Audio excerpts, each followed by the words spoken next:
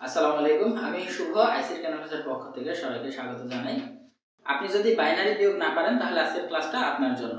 এখানে শুধু আমরা বাইনারি বিয়োগই না, বাইনারি বিয়োগের সাথে হেক্সাডেসিমাল, অক্টাল এবং অন্যান্য ভিত্তির উপর নির্ভর করে কিভাবে বিয়োগ করতে হয় সেটাও শিখে নেব ইনশাআল্লাহ। তো বাইনারি বিয়োগ করতে গেলে আগে আমাদের একটা রুলস ফলো করে করতে পারি। 0 থেকে 0 বিয়োগ করলে 0 হবে, 1 থেকে 1 বিয়োগ করলেও 0 হয়। আর 1 থেকে যদি 0 বিয়োগ করি তাহলে 1 হবে, এবং 0 থেকে 1 বিয়োগ করলে 1 হবে এবং হাতে 1 থাকবে। তো আমরা বিয়োগ করার আগে একটা বিষয় আগে ক্লিয়ার হয়নি, যে এখানে বেশিরভাগ স্টুডেন্টরা চিন্তা করে 0 থেকে 1 বিয়োগ করলে কেন 1 হয় আর হাতে বা কিভাবে 1 থাকে। আমরা যদি দশমিক সংখ্যা পদ্ধতির বিয়োগটাকে খেয়াল করি তাহলে এই বিষয়টা বোঝা সহজ হবে। যেমন আমি এখানে যদি একটা সংখ্যা নিই, 70 থেকে যদি 5 বিয়োগ করি, তো আমরা স্বাভাবিকভাবে চিন্তা করি কি, যখন ছোটবেলায় বিয়োগ করা শিখেছিলাম ধরতাম যে 0 থেকে 5 বিয়োগ করতে হবে, তাহলে 0 কে 10 ধরি। কেন 10 ধরি? কারণ ছোট সংখ্যা থেকে বড় সংখ্যা বিয়োগ করা যায় না, আর এখানে 0 হচ্ছে ছোট সংখ্যা আর 5 হচ্ছে বড় সংখ্যা। তো ছোট সংখ্যা উপরে যদি থাকে তাহলে আমরা 10 যোগ করি। কিন্তু 10ই কেন যোগ করি? কারণ আমরা দশমিক সংখ্যা পদ্ধতিতে বিয়োগ করি। তো এখানে যদি আমরা দশমিক সংখ্যা পদ্ধতির বেস 10 যোগ করি তাহলে 10 থেকে 5 বিয়োগ করলে 5 হয় এবং হাতে থাকে 1। সেই একটা কিন্তু আমরা এখানে ধরে বিয়োগ করি, 6 থেকে 7 থেকে একবার দিলে 6। তার মানে অ্যাকচুয়ালি এখানে 0, কিন্তু 0 ধরা হয় না, 0 কে 10 ধরা হয়। কারণ ছোট সংখ্যা থেকে বড় সংখ্যা বিয়োগ করা হয় না, তখন বেসটা যোগ করা হয়। তো সেই ক্ষেত্রে এই 0 থেকে 5 বাদ দিলে 5 হয় আর হাতে কিন্তু 1 থাকে।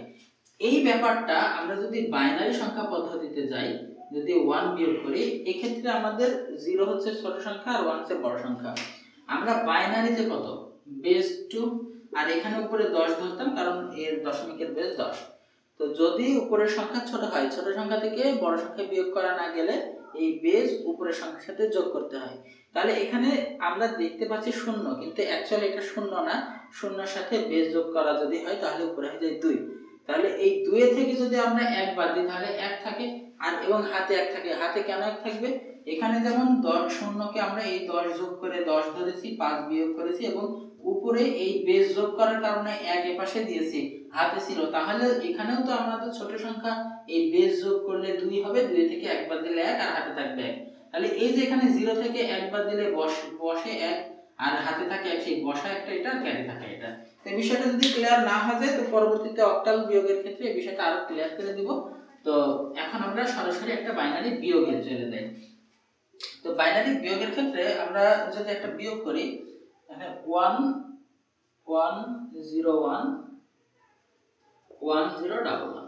তো সিম্পলি যদি এই বিয়োগটা করি, 1 থেকে 1 যদি বিয়োগ করা হয়, 1 থেকে 1 বিয়োগ করলে কত হবে? 0।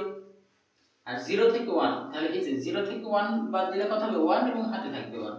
তো 0 থেকে 1 যখন বাদ দেব, বসবে 1 আর হাতে থাকবে 1। এই হাতের 1টা কিন্তু সবসময় নিচের সাথে যোগ করব। তাহলে 0 আর 1 এ 1, উপরে 1, তাহলে উপরে 1 নিচে 1, 1 1 মিলে গেলে বিয়োগ করলে কি হবে? 0। হাতে যেহেতু কিছু নাই তাহলে আবার এই 1 1 মিলে গেলে 0 তে। এখন বামের শূন্য আমরা দিলেও দিতে পারি, না দিলেও নাও দিতে পারি। এইটা হচ্ছে আমাদের একটা বিয়োগ। আর আরেকটা বিয়োগ যদি করি, সেই ক্ষেত্রে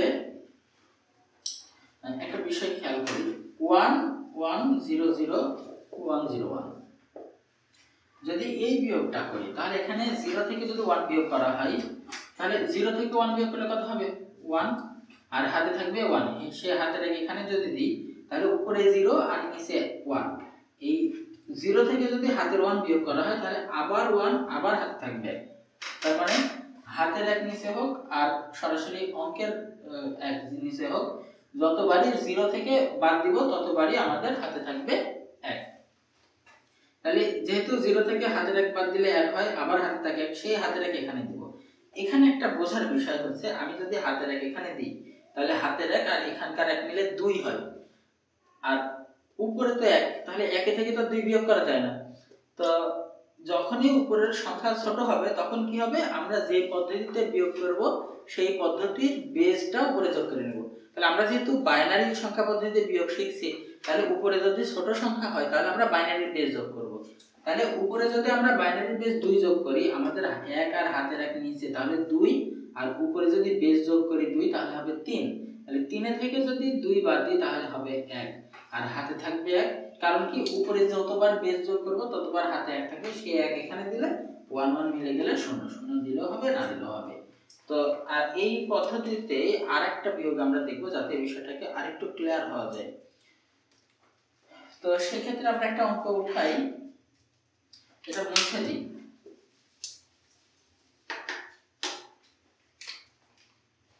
একটা বড় সড়ো অঙ্ক উঠাই, সেটা হচ্ছে 1 0 1 1 0 1 1 1 0 তিনটা 1 0।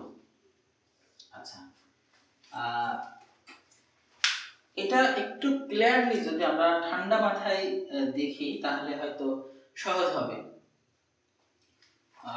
1 থেকে 0 বিয়োগ করলে 1 থেকে 0 বিয়োগ করলে 1ই হয়, তার মানে 1 থেকে 0 বিয়োগ করলে 1, 1 1 বিয়োগ করলে 0, 0 থেকে 1 বিয়োগ করলে কত হবে 1 আর হাতে থাকবে 1, সেই হাতের 1 এখানে দিলে নিচে হবে 2, আর যেহেতু উপরে ছোট সংখ্যা তাহলে উপরে বেস যোগ করব, বেস যোগ করলে বেস 2 আর উপরে 1 টোটাল হয় 3, আর নিচে হাতে রেখে 2, তাহলে 3 থেকে 2 বিয়োগ করলে এখানে হচ্ছে আমাদের 1 আর হাতে 1, কারণ উপরে বেস যোগ করলে হাতে 1 থাকবে, সেই 1 যদি এখানে দিই 1 থেকে 1 বিয়োগ করলে 0, আর 0 থেকে যখন আবার 1 বিয়োগ করব তখন 1 আবার হাতে থাকবে, সেই 1 1 মিলে গেলে এখানে 0।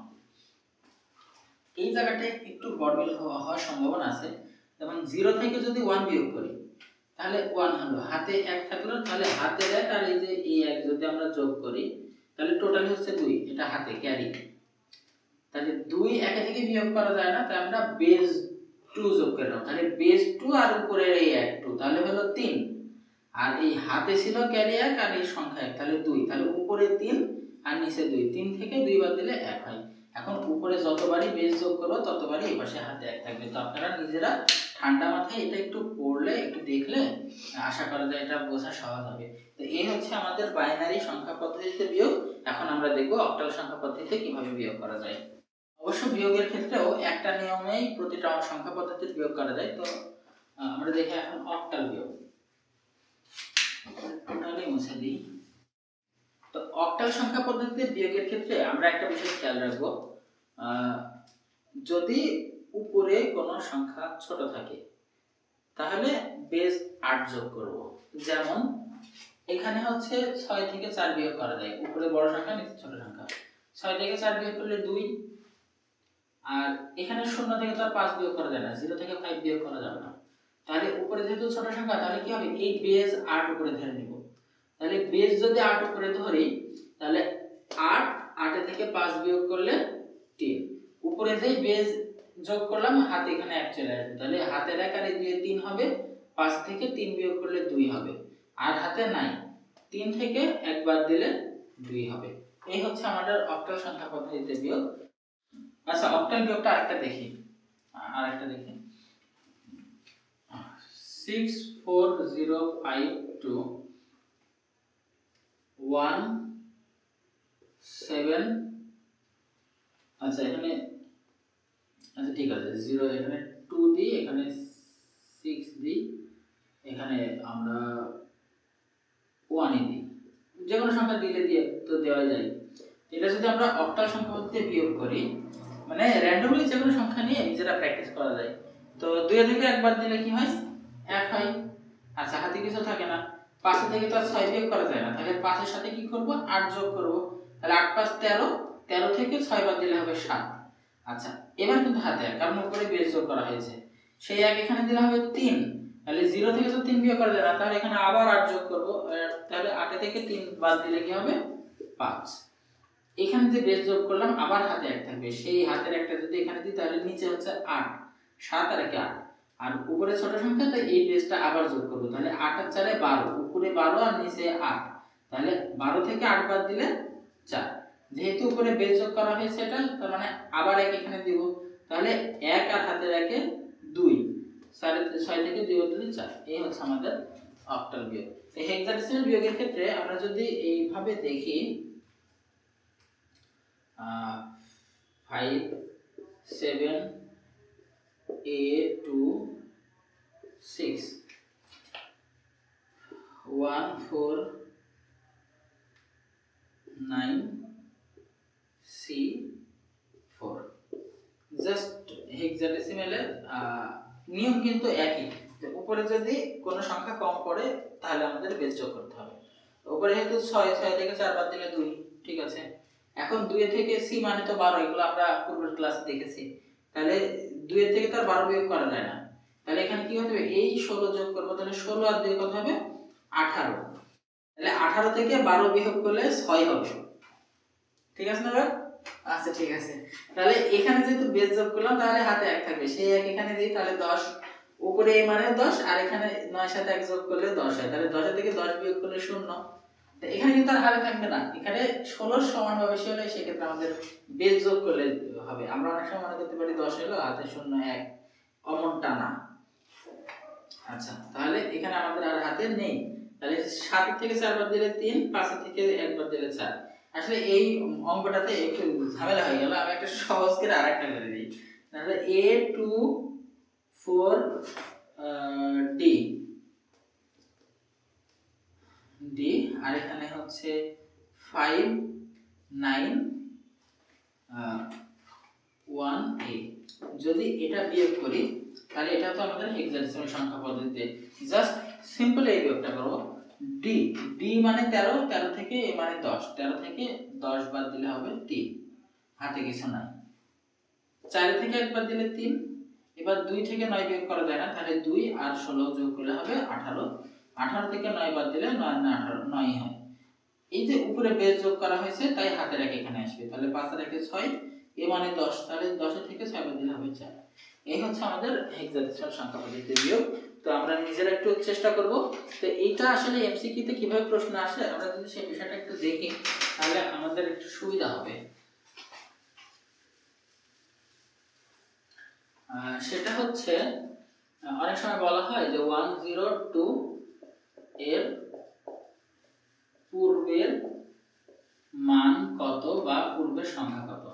তাহলে 10 পূর্বের মানে কি, এক আগে এক বিয়োগ করা। তাহলে যদি 1 বিয়োগ করি তাহলে এটা অবশ্যই বাইনারিতে, তো উপরে যদি ছোট সংখ্যা হয় তাহলে উপরে কি 2 যোগ করা লাগবে, বেস যোগ করতে হবে। তাহলে উপরে যদি 2 যোগ করি তাহলে 2 থেকে 1 বাদ দিলে 1 হবে আর হাত থাকে 1, সেই হাতের 1 মিলে গেলে এখানে 0 দিলেও হয় না দিলেও হয়। তো এখানে অপশন আসে 1, তারপরে খ নম্বরে হচ্ছে 0, গ নম্বরে 10, ঘ নম্বরে 11, এরকম অপশন দিবে। তো আমাদের এখানে বের করে নিতে হবে।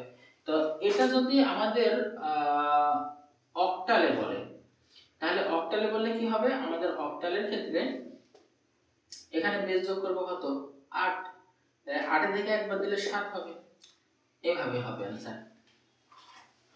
তো এখানে সংখ্যা পরিবর্তন হতে পারে, বেস পরিবর্তন হতে পারে। যদি বলা হতো 100 এর পূর্বের সংখ্যা কত, তাহলে 1 বিয়োগ করে দেব, তাহলে 8। এখানে আমরা অক্টালের 8 ধরতে পারি, 8 থেকে 1 বাদ দিলে 7, আবার হাতে 1, তাহলে হাতে রেখে এখানে যদি হয় তাহলে 0 মানে 8, 8 থেকে আবার 1 বাদ দিলে 7, 1 1 মিলে গেলে 0। এইভাবে বিয়োগের মান বের করা যায়। আবার অনেক সময় বলা হয় 10 বেস 16 এর পূর্বের মান কত। তো 10 - 1, তাহলে এখানে কত ধরা হবে, উপরে 16। তাহলে 16 যদি 0 কে 16 ধরা হয় তাহলে 16 থেকে 1 বাদ দিলে 15 হয়, f হয়, আর হাতে 1 1 মিলে গেলে 0। এইভাবে আমাদের এমসিকিউ তে প্রশ্ন আসে। আর আমাদের অ্যাকচুয়ালি বিয়োগ শেখা মানে যে শুধু বাইনারি, অক্টাল, হেক্সাডেসিমাল আর দশমিক এই বিয়োগগুলো শেখা, আসলে কিন্তু তা না। এগুলো আমাদের বেজের উপর ভিত্তি করে বিয়োগ চেঞ্জ হতেই পারে। তো আমরা যদি ভিত্তিটা চেঞ্জ হয়ে যায় সেক্ষেত্রে আমরা বিয়োগটা কি করব এটা দেখে আজকের ক্লাসটা শেষ করব ইনশাআল্লাহ। তো আজকে আমরা দেখব বাইনারি, অক্টাল, হেক্সাডেসিমালের বাইরে যদি অন্য ভিত্তি থাকে, যেমন 2 1 0 2 1 2 1 2, এটা হচ্ছে আমাদের বিয়োগ হচ্ছে 3 ভিত্তিতে। আর 3 ভিত্তি মানে সেখানে 0 1 2 এর বাইরে কোনো অঙ্ক থাকবে না, তো এখানে আছে সেটাই। 0 2 থেকে 2 বাদ দিলে কত হবে 0। এখন 1 এ 0 থেকে তো আর 1 বাদ দেওয়া যায় না, তাহলে এখানে আমরা 3 ভিত্তিতে 3 যোগ করব। 3 এর থেকে 1 বাদ দিলে 2 হবে, আর যেহেতু বেস যোগ করা আছে হাতে 1, সেই হাতে রেখে এখানে দেব, তাহলে এখানে হচ্ছে 3। তাহলে 1 এর থেকে তো 3 বাদ দেওয়া যায় না, তাহলে আমাদের বেস যদি যোগ করে উপরে তাহলে বেস 3 আর এই 1 টোটাল হবে 4। 4 থেকে আমাদের এখানে হাতেরটা সহ 3, তাহলে 4 থেকে 3 বাদ দিলে হবে 1, হাতে থাকে 1, কারণ এখানে যখনই বেজ যোগ করব হাতে 1 থাকবে, সেই 1 আর 1 এ 2, 2 দিন হলো 0। তো এভাবে কিন্তু আমরা যোগ করতে পারি বিভিন্ন সংখ্যা পদ্ধতিতে। তো ধন্যবাদ সবাইকে, পরবর্তী ক্লাসে দেখা হচ্ছে 2 এর পরিপূরকের সাথে। ধন্যবাদ।